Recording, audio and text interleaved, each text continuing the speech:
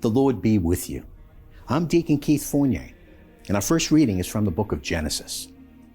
God blessed Noah and his sons and said to them, "Breed, multiply, and fill the earth. Be the terror and the dread of all the animals on land, and all the birds of heaven, of everything that moves on land, and all the fish of the sea. They are placed in your hands. Every living thing that moves will be yours to eat, no less than the foliage of the plants. I give you everything, with this exception. You must not eat flesh with life, that is to say, blood in it. And I shall demand account of your lifeblood too.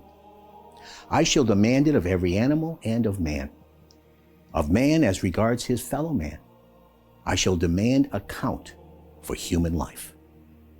He who sheds the blood of man, by man shall his blood be shed. For in the image of God was man created. Be fruitful then, and multiply, teem over the earth and subdue it." God spoke as follows to Noah and his sons.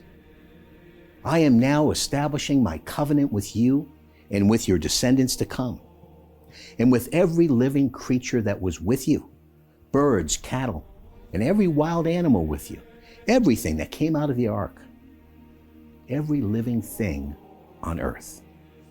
And I shall maintain my covenant with you, that never again shall all living things be destroyed by the waters of a flood, nor shall there ever again be a flood to devastate the earth. And this," God said, "is the sign of the covenant which I now make between myself and you and every living creature with you for all ages to come. I now set my bow in the clouds, and it will be the sign of the covenant between me and the earth." And our response is from Psalm 102. "When Yahweh builds Zion anew, he will be seen in his glory. He will turn to hear the prayer of the destitute, and will not treat their prayer with scorn. This shall be put on record for a future generation, and a people yet to be born shall praise God. Yahweh has leaned down from the heights of his sanctuary, has looked down from heaven to earth, to listen to the sighing of the captive, and set free those condemned to death, to proclaim the name of Yahweh in Zion, his praise in Jerusalem. Nations will gather together, and kingdoms to worship Yahweh. In my journeying, my strength has failed on the way." A reading from the Holy Gospel according to St. Mark. Jesus and his disciples left for the villages round Caesarea Philippi. On the way, he put this question to his disciples: "Who do people say I am?" And they told him, "John the Baptist, others Elijah, others again, one of the prophets. But you," he asked them, "who do you say I am?" Peter spoke up and said to him, "You are the Christ."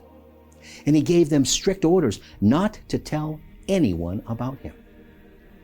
Then he began to teach them that the Son of Man was destined to suffer grievously, and to be rejected by the elders and the chief priests and the scribes, and to be put to death, and after 3 days to rise again. And he said all this quite openly. Then taking him aside, Peter tried to rebuke him. But turning and seeing his disciples, he rebuked Peter and said to him, "Get behind me, Satan. You are thinking not as God thinks, but as human beings do."